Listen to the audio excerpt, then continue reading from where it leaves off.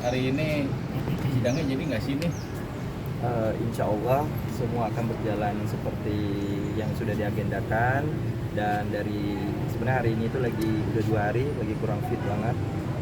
Tadi jalan kesini aja keliengan ya karena pengaruh obat juga. Pokoknya kita paksakan diri, upayakan semoga hari ini itu semua hadir ya supaya bisa menemukan titik terang. Tadi ketemu Dela, akhirnya dia pulang nggak nungguin. Pengen pulang barusan. Ada 2 jam nungguin. Iya, karena agendanya kan jam 9 gitu. Nah, Oh, kemarin kan mereka nggak dateng. Nah, hari ini itu kebetulan kan Bang Her kan sama pengacara sibuk ya. Tadi ada apa Bang? Ya, dari sidang dulu di Barat. Jadi ya begitulah. Hari ini aku jujur bingung menanggapinya karena memang padahal udah ketemu juga tadi kan. Sempat ada teriakan kalau nggak salah lu nggak nyamperin gue gitu. Mau nyamperin keburu jalan. Pokoknya ya disayangkan sekali kalau memang pulang ya.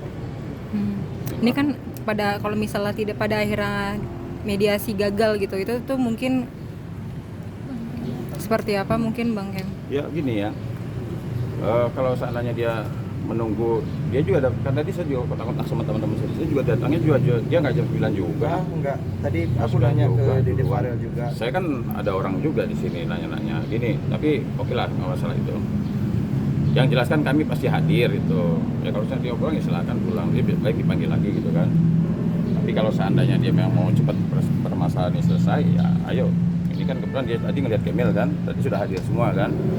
Kalau Aca kan dia sudah tahu kan, Aca ditangkap kan atas laporan dia sudah tahu itu. Nah gini, kalau saya mau menanggapinya ya, Dela sama Arman, udah jangan terlalu banyak drama lah ya. Tadi Iya, kalian jam setengah 10 tadi kan waktu suruh daftar ini prinsipalnya katanya belum hadir juga gitu. Iya. Jadi saya memang dari Jadi tadi dia udah di udah. parkiran karena memang Udah memanfaatkan daftar waktu dari tadi. tidur dulu gitu kan. Karena memang efek paracetamol itu parah banget. Nah kan tadi dari Farel udah daftar duluan. udah daftar duluan. Lihat kan tadi. Artinya kehadiran Emil kan sudah ketahuan dong di apa namanya di jadwal acara persidangan sudah ada. Tapi gini, saya nggak tahu deh teman-teman nanyain fokus ke permasalahan mobil aja atau yang lain juga. Permasalahan mobil dulu aja. Nah, permasalahan mobil kan selama ini kan dia selalu seperti alergi kalau ditanyain masalah mobil kan. Dia hanya fokusnya kepada umroh dan umroh terus.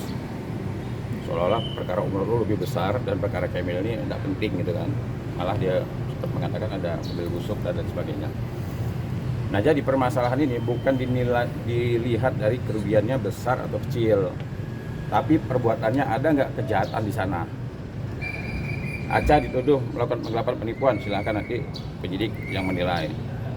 Kami ya melaporkan perkara ini ya Kemil ke Polda Metro Jaya dugaan penggelapan, ada nggak kejahatannya di sana? Itu urusan dari penyidik nanti.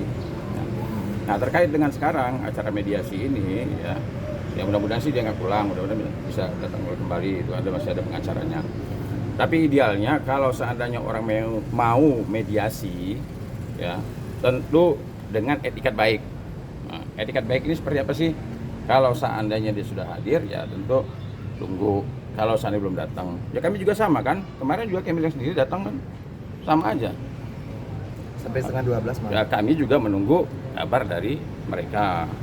Nah sekarang juga kita menunggu juga. Yang jelas kami juga hadir di sini. Nah kalau memang mau menyelesaikan permasalahan ini dengan baik. Tapi kalau seandainya cara mereka seperti itu, ya nggak jadi masalah juga sih, itu urusan dia ya. Cuma yang saya sesalkan sekali lagi ya. Kemarin saya ke Polres tuh, saya dampingi Aca. Pada saat Aca ditangkap itu Aca ngubungin saya memang. Saya dampingi dia juga.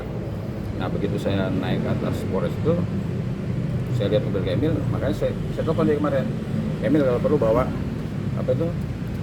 penutup mobil, karena saya kasihan juga ngeliat mobil Kemil itu panas-panasan, hujan-hujanan, udah makin rusak tuh kan.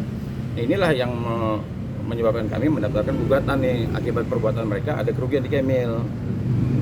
Nah kalau seandainya dia seperti orang tidak bersalah, tenang-tenang dengan gaya yang tadi lu nggak nyamperin gue atau enggak dan sebagainya.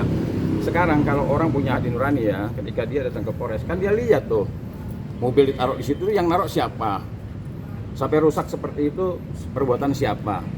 Nah kalau memang mau menyelesaikan dengan baik ya sudah tadi ketemu aja. Di sini nggak ada yang senior dan junior, nggak ada. Mendatangi junior terus lu nggak nyamperin gue. Istilah dia aja apa namanya sih? Iya, tadi kalimat nggak terlalu jelas soal kedengarannya. Iya, artinya gini loh. Kalau orang punya niat untuk menyelesaikan permasalahan dengan baik itu nggak ada yang junior, kamu harus ke saya, ini harus ke situ, nggak begitu. Sama-sama menunjukkan etikat baik, ayo ngobrol bareng. Tadi Kemil juga berhenti kok di situ tadi kan, sempat berhenti juga Kemil tadi kan. Nggak, artinya gini loh, Kemil jalan nggak langsung naik ke atas itu, nggak kan berhenti juga tadi. Saya juga tadi berhenti juga di situ. Tadi kan kirain teman-teman media juga lagi wawancara dengan juga. beliau, jadi ya udah kita biarin dulu. Nah, jadi gitulah, jadi perbedaan antara Kemil sama Dela sama Armando, antara bumi sama langit, cara menyikapi ketika dia menghadapi persoalan. Aca sama Kemil jadi korban nggak sama Aca? Kan korban juga. Dela korban nggak? Korban juga. Arman korban juga? Korban juga. Tapi cara menyikapinya sangat jauh berbeda. Kemil nggak pernah tuh mendesak-desak, maksa-maksa minta jaminan. Dikasih Dibayar pun berapa aja dibalikin. diambil, 2 juta diambil, sekian juta diambil, semuanya diambil. Nah kalau mereka kan enggak, sampai-sampai akhirnya Kemil berlawanan dengan Dela. Kenapa? Karena akhirnya si Aca dipaksa menyerahkan jaminan, akhirnya Aca terdesak pinjamlah mobil Kemil, diserahkanlah ke Dela sama si Arman. Sampai segitunya gitu loh dia menyelesaikan permasalahan. Bayangkan sampai 6 malah mobil di tangan mereka. Padahal mereka tahu bahwa mobil ini bukanlah pemiliknya Aca. Makanya kita ada di pengadilan ini kenapa? Ya karena tadi kalau mereka punya niat baik, panggil aja. Kemil nih mobil lu, bawa bukti-buktinya, lo gue serahin. Ngapain mesti lapor polisi. Ngapain orang udah kenal sama-sama kenal kan. Jadi itulah. Ya tapi nggak apa lah. Kita lihat aja nanti mau dia pulang kayak mau dia enggak, perkara tetap berlanjut kok, tenang aja. Kita kan mintanya bukan sama dia, minta sama pengadilan. Tapi tadi kata dia apa Bang nggak bisa BPKB. Bukan BPKB atau bukti keabsahan kepemilikan kendaraan dari belakang. Polisi aja tidak gini. Ini kita nggak mendengar pendapat personal ya, tetapi dari pihak kepolisian sudah mengakui bahwa itu mobil saya sah gitu. Gimana kan nama di kontrak walaupun itu belum ada BPKB-nya masih leasing, itu nama di kontrak kan jelas gitu. Jadi dan berarti dia meragukan dong keabsahan yang sudah ditandatangani. Ini ya. Kalau saya ya menilai kalau ada orang memegang barang orang lain yang dia mempertanyakan BPKB-nya, itu alasan dia tidak memberikan, menurut saya ini orang bodoh, dungu. Kenapa? Nah kalau seandainya orang kredit kendaraan bermotor, motor atau mobil ya, roda 2 atau roda 4, dia tidak memiliki BPKB-nya, wah banyak yang bisa saya ambilin ini, karena dia kredit kan. Orang kredit itu BPKB belum ada. Nah apakah dengan tidak bisa menunjukkan BPKB itu terus orang yang memegang mobil ini seenak udalnya aja, oh dia nggak punya BPKB kok. Kalau ini dijadikan satu-satunya alasan dia tidak memberikan, ya saya tak kembali lagi ya. Enggak, dari awal juga nggak minta apa-apa bang. Kalau ada orang seperti itu, lah dia tidak bisa menunjukkan BPKB kalau alasannya seperti itu. Pembicaraannya nggak begitu. Kan bisa ditanya masih kredit atau tidak. Tapi kalau seandainya alasan seperti itu, waduh, bisa kacau negara ini. Nanti ada dia kredit, saya ambil mobilnya, bos begitu dia ada varial datang sama saya mau ngambil, mana BPKB kamu? Karena saya tahu bahwa dia kredit. Jelas ya. Kan konyol nih. Muhammad Syahrul Kamil ZA. Kan namanya sudah ada.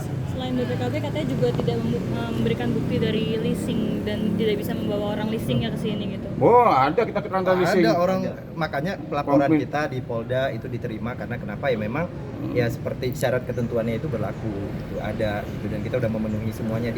Mereka minta surat kontrak, ada STNK yang aslinya itu ada di kunci mobil. Waktu saya pinjamin itu karena mikir apa ya, nggak mikir untuk nyabut, ya udah ada di kunci mobil gantungannya. Ya karena gini ya, karena tadi dia mengucapkan hal-hal seperti itu, kalau menurut saya dia sudah kehabisan bahan. Kehabisan bahan. Ya, jadi mengulang ditanya hal-hal apa itu. dari leasing ada, leasing ada kok, ada surat keterangan dari leasing ada, Mobil baru PP. 4 bulan gimana nggak ada. PP apa namanya itu SNK ada aslinya, bahkan ada sama mereka kan. Sama Polres Metro Bekasi itu ada masih SMK di sana. Jadi mereka itu sudah kehabisan bahan. Ini kan terpaksa kan, mereka kan dipanggil nih. Selama ini kan selalu menghindar. Nah sekarang terpaksa nih, terdesak. Jadi cegat teman-teman media, mau nggak mau ya harus ada bahan lah. Dengan tadi kan yang sangat tidak masuk akal, BPKB lah, leasing lah, segala macam lah. Ya kalau seandainya nggak ada BPKB, nggak ada leasing segala macam, bodong dong itu mobil. Jangan dia bermasalah, Kemil sudah bermasalah duluan gitu kan. Ya, dan tadi juga Dela dan Arman memastikan bahwa sini bukan karena untuk mediasi tapi karena panggilan, dalam arti Iya, tidak nggak mau ada niat. bermediasi itu. Iya nggak apa-apa. Orang kan saya juga bilang. Kelihatan kan, maksudnya Iya. kenapa? Ya nggak, saya juga bilang gini, kita juga minta ganti rugi nggak sama dia, kita pengadilan. Saya juga nggak ngundang dia, ya kan? Jadi teman-teman begini, ketika kita udah mendaftarkan dari yang hadir ya untuk absensi, ketika sudah hadir kita juga menunggu dari Bapak Hakimnya untuk memanggil bahwa sekarang ready nih masuk jam berapa gitu. Yang penting yang pasti hari ini misalnya begitu ya Bang. Jadi kita udah mendaftarkan nih walaupun di parkiran, saya tunggu tadi itu karena memang yang bertemu ini bukan hanya kita bertiga, ada mediator. Nah mediator itu nanti kita tunggu jadwalnya mereka gitu. Tapi intinya beginilah, saya hanya mau menyampaikan pesan kepada mereka ya, hanya satu kalimat aja ya, yang katanya dipanggil pengadilan lah, yang nggak mau nyamperin gue lah, segala macam inilah itulah segala macam. Apa yang diucapkannya itu menunjukkan dia orang yang sombong. Jadi pesan saya jangan sombong, itu aja. Bang Jangan Emil, sombong. ini kan dituding Apa? untuk bermain dua kaki karena di sini Dua kaki? Abang, berpihak pada Aca, yang satu Aca. lagi abang malah menggugat Aca juga bang. Wah, itu gampang saya jelasinnya. Pengacara itu kalau main dua kaki, dia bisa dihukum oleh organisasi. Kenapa saya berani mendampingi Aca? Dalam perkara Aca dilaporkan itu penggelapan penipuan. Kami melaporkan penggelapan mobil. Jadi dua hal Yang berbeda. Kecuali kalau seandainya saya mengatakan dalam hal umpamanya, saya pernah mengatakan nggak bahwa Aca itu bersalah harus dihukum? Pernah nggak saya mengatakan seperti itu? Nggak pernah. Kalau umpamanya saya membela Kemil nih, yang nggak boleh nih ya. Ketika saya membela Kemil, saya mengatakan Aca bersalah. Begitu saya jadi pengacara Aca tidak bersalah. Itu nggak boleh. Konflik in interest. Tapi saya dalam menangani perkara Kemil, saya katakan bahwa Aca itu sebagai saksi, dia tidak bersalah. Dalam perkaranya si Aca saya dampingin, saya katakan Aca tidak bersalah. Jadi artinya satu suara. Perkara Kemil saya mengatakan Aca tidak bersalah, perkara Aca saya mengatakan Aca tidak bersalah. Itu namanya bukan konflik. Kalau konflik itu saya jadi pengacara Kemil ya, saya jelasin nih. Ketika saya jadi pengacara Kemil, saya bilang, "Oh, Aca bersalah tuh harus dihukum." Begitu saya jadi pengacara Aca, "Oh, Aca tidak bersalah." Itu namanya konflik in interest, berbenturan kepentingan. Tapi kenapa waktu di Polda saya, waktu saat Kemil di BAP saya mengatakan gini, Aca itu sebenarnya saksi. Kenapa? Saya bukan hanya asal ucap aja ya, asbun aja, saya enggak. Setelah saya analisa, saya pelajari, Aca itu satu-satunya saksi yang menguatkan laporan kami. Kenapa? Yang mengetahui mobil itu diserahkan ke mereka, Aca. Yang mengetahui mobil itu belum dikembalikan, Aca. Ketika kita tanya sama si Aca mengatakan hal bahwa saya belum menerima mobil. Nah kemudian begitu kita cek, kita laporkan, ternyata mobil itu ada di tangan mereka. Berarti Aca ini adalah saksi kuat yang benar-benar mendukung laporan kami. Nah di situ saya melihat kenapa saya mau jadi pengacaranya Aca. Nah saya lihat Aca ini memang tidak ada niat dia untuk melakukan kejahatan. Contoh, baik sama dia maupun Arman, kerugian mereka, Aca sempat bayar kok 125 juta.